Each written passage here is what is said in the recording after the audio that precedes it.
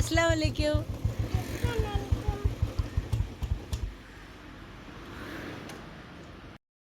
അസ്സാം വലൈക്കും. സൺഡേ ആയത് കാരണം ബീഫ് കിട്ടുമെന്ന് അറിയാൻ വേണ്ടി ഇങ്ങനെ തപ്പിപ്പോവാണ് രണ്ടുപേരും. അവർ പോയിട്ട് വരട്ടെ. ഞാനിന്ന് ആക്കാൻ പോകുന്നതേ നല്ലൊരു ബീഫ് കറിയാണ്. ബീഫ് കറി ആൻഡ് നെയ്ച്ചോറാണ്. നല്ല കോംബോ അല്ലേ, എല്ലാവർക്കും ഇഷ്ടമുള്ളൊരു കോംബോ ആണ്. അപ്പോൾ അതാണ് ഞാനിന്ന് ആക്കാൻ പോകുന്നത്. പോകുന്ന വഴിക്കാണ് റൂമിൻ്റെ അവസ്ഥ ഇതാണ് എന്ന് ഞാൻ കണ്ടത്. എപ്പോഴും ഉള്ളതൊക്കെ തന്നെയാണ്, അതുകൊണ്ട് എനിക്ക് വലിയ അതിശയമൊന്നുമില്ല. ഇത് ഒരു ദിവസം ഒരു 2-3 തവണയെങ്കിലും ടോയ്സ് അറേഞ്ച് ചെയ്യുന്നത് ഒരു ഒരു ഒരു സ്ഥിരമായിട്ടുള്ളൊരു ജോലിയായിട്ട് മാറിയിരിക്കുകയാണ്. അറേഞ്ച് ചെയ്ത് വന്നപ്പോൾ പുറത്ത് ഇതുപോലെ ടയറിൻ്റെ കാറ്റ് ഊരി വിടുന്ന തിരക്കിലാണ് ആദമും അയാനും നിൽക്കുന്നത്. അവരവിടെ നിൽക്കട്ടെ.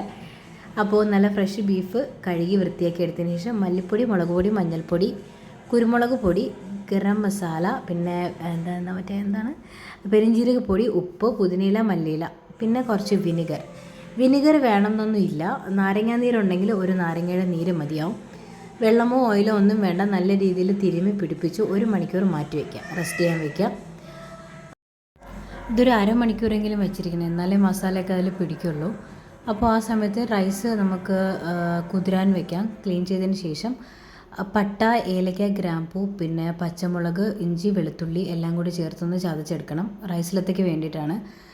നമ്മൾ വെളിച്ചെണ്ണയിൽ സവോള ഒരെണ്ണം നല്ല രീതിയിൽ ഫ്രൈ ചെയ്തെടുത്ത് മാറ്റി വയ്ക്കുക. അതേ എണ്ണയിൽ തന്നെ നമ്മുടെ ഉണക്കമുന്തിരി, കാഷ്യൂസൊക്കെ നല്ല രീതിയിൽ ബ്രൗൺ കളറിൽ കരിയാണ്ട് ഫ്രൈ ചെയ്തെടുത്ത് അതേ ബൗളിൽ തന്നെ മാറ്റി വയ്ക്കുക. നെയ്ച്ചോറിലത്തേക്ക് വേണ്ടിയിട്ടാണ്.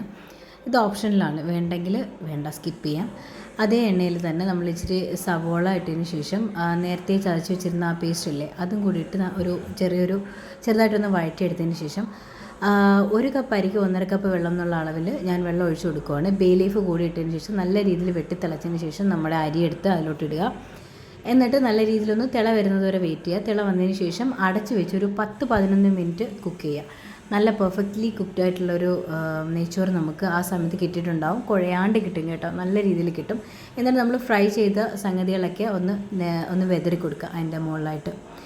അപ്പോൾ നമ്മുടെ ബീഫിലോട്ട് പോകാം. നമ്മുടെ കറിവേപ്പില, പച്ചമുളക്, ഇഞ്ചി, വെളുത്തുള്ളി, കുഞ്ഞുള്ളി 2 പിടിയോളം ഞാൻ ചേർത്തിട്ടുണ്ട്, കുറച്ച് അധികം എടുത്തിട്ടുണ്ട്. നല്ല രീതിയിൽ വഴറ്റിയെടുക്കുക. ഇതെല്ലാം വെളിച്ചെണ്ണയിൽ തന്നെയാണ് ചെയ്യുന്നത്. നല്ല രീതിയിൽ വഴറ്റിയതിന് ശേഷം സവോള ഒരെണ്ണേ ചേർത്ത് കൊടുക്കുന്നുള്ളൂ. അതും നല്ല രീതിയിൽ വഴണ്ട് വരുമ്പോൾ തക്കാളി ഇട്ട് കൊടുക്കുക. 2 തക്കാളിയാണ് ഞാനിവിടെ എടുത്തിട്ടുള്ളത്. ഉപ്പ് വേണമെന്നുണ്ടെങ്കിൽ ഇടുക. നേരത്തെ ബീഫിൽ ഞാൻ ഉപ്പിട്ടായിരുന്നു, നിങ്ങൾക്ക് വേണമെന്നുണ്ടെങ്കിൽ കുറച്ചുകൂടെ ആഡ് ചെയ്യാം ഉപ്പ് ഈ സമയത്ത്.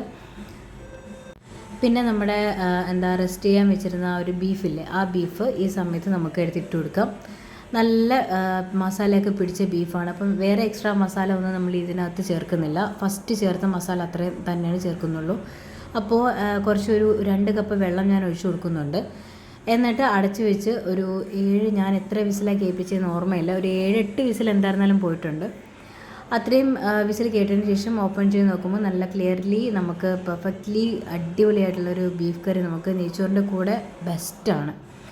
ഓക്കെ, അത് നമുക്ക് ഇട്ടിട്ടുണ്ട്. നല്ല ബീഫ് കറിയാണ്, എല്ലാവർക്കും ഇഷ്ടപ്പെട്ട്. കാണുമ്പോൾ തന്നെ നമുക്കറിയാമല്ലോ അതിൻ്റെ ടേസ്റ്റ് എത്രത്തോളം ആണെന്നുള്ളത്. അപ്പോൾ അതായിരുന്നു നമ്മുടെ ഫുഡ് ഇന്നത്തെ. എല്ലാവർക്കും ഇഷ്ടപ്പെട്ടെന്നുണ്ടെങ്കിൽ ട്രൈ ചെയ്ത് നോക്കണേ. അസ്സലാമു അലൈക്കും.